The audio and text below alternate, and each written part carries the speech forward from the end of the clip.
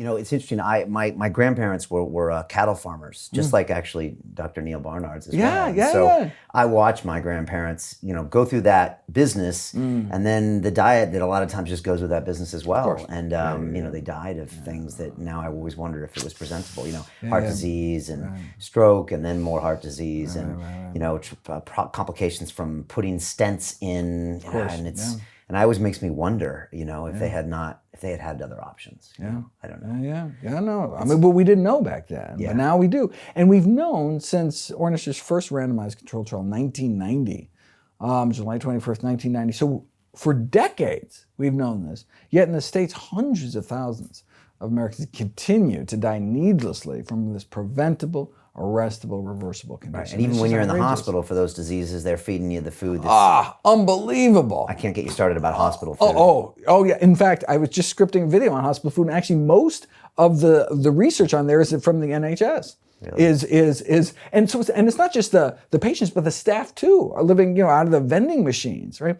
And actually, I mean, they used to sell cigarettes in the gift stores of hospitals, yet the medical profession actually led the charge to eliminate cigarettes out of hospitals. And actually the first kind of occupational setting that eliminated smoking was the hospitals. And so it would be nice to see them take that same kind of initiative and, you know, get the junk out of the hospital. So for example, in California, you're not allowed to sell soda in vending machines in public schools, yet you go to the pediatric hospital and you can get all the soda you want. In fact, they may have McDonald's or Krispy Kreme right in the actual hospital. Wow.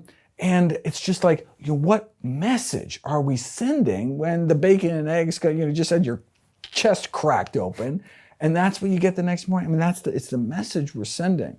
Right, so that'll be one of your projects in the future, or you're constantly making videos about it. Okay. So you saw your grandma go through that, and that inspired you. You weren't a doctor yet. Well, no. Oh my God. Right. So 9 years old. And in fact, back then, it didn't even occur to me, right? Because for me, for the little kid, it was like, oh yeah, that's what happens. You get sick, you go to the doctor, you get better, right? Little did we know that was this just near miraculous event back then, where we didn't even think heart disease was reversible, period. And it actually wasn't until Ornish was able to show with some called the quantitative angiography, where you actually inject a dye, actually see what's happening inside the arteries. All Pritikin had were clinical reversals, meaning someone can't walk, someone can't, chest pain or calf pain, and then all of a sudden start eating healthy and they feel so much better. And the skeptics are like, well, yeah, it was like placebo effect or whatever. Right. Until we can actually see what was happening inside the artery. So that's what Ornish added, actually being able to prove it there in black and white, see these angiography pictures of the arteries opening back up without the surgery, without the drugs,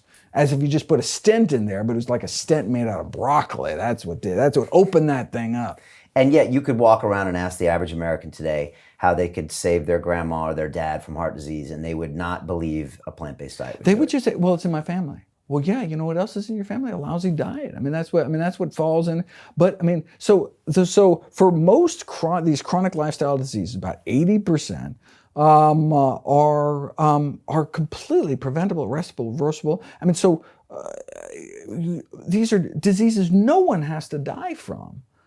So that's most of what comes into a GP's office is diseases that could be reversed if the GP had the knowledge and could convey that to the patients in a way that would convince them to eat healthier. But what they usually do is write a script, right? And then they put you on a medication. Right.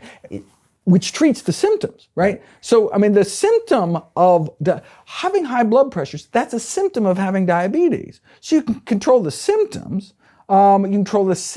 So high blood pressure, that's a symptom of disease, stiffened, crippled arteries.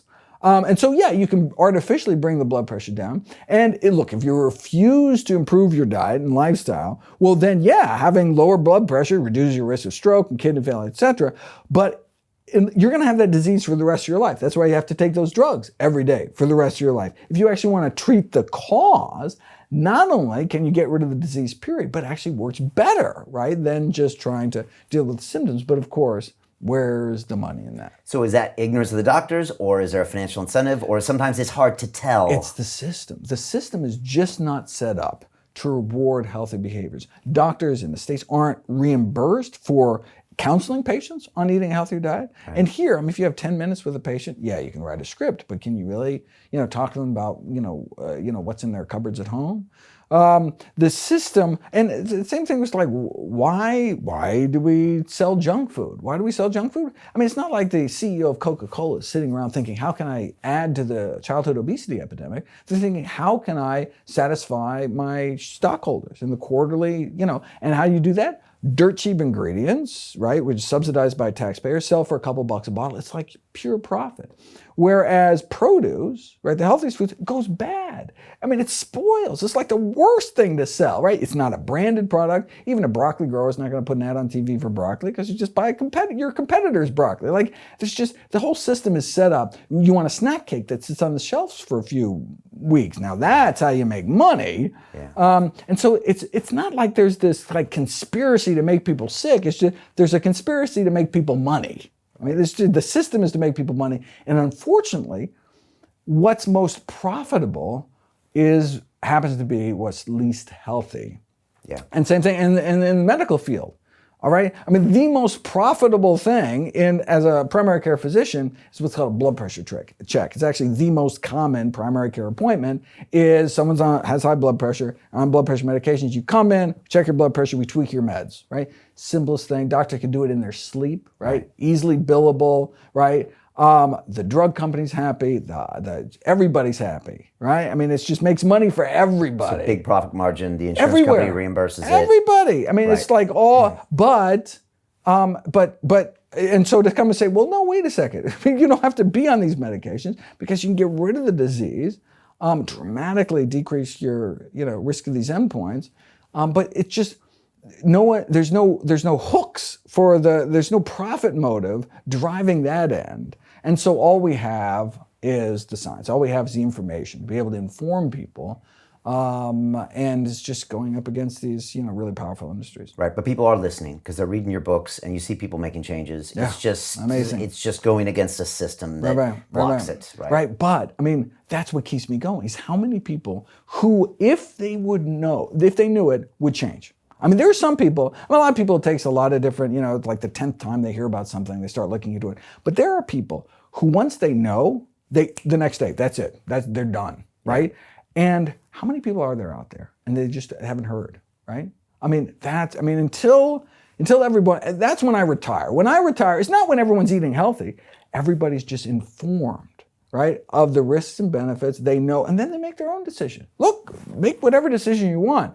But the fact that, the food industry is trying to confuse people, right? Intentionally trying to muddy the waters, and you get all these conflicting messages. That's what I can't stand. I'm like, once you know the science, then make up your own mind. So the food companies are playing a little fun and games with the this and the that, and the bacon is good, and the diet foods that have the sugar in it. So you're coming up against that.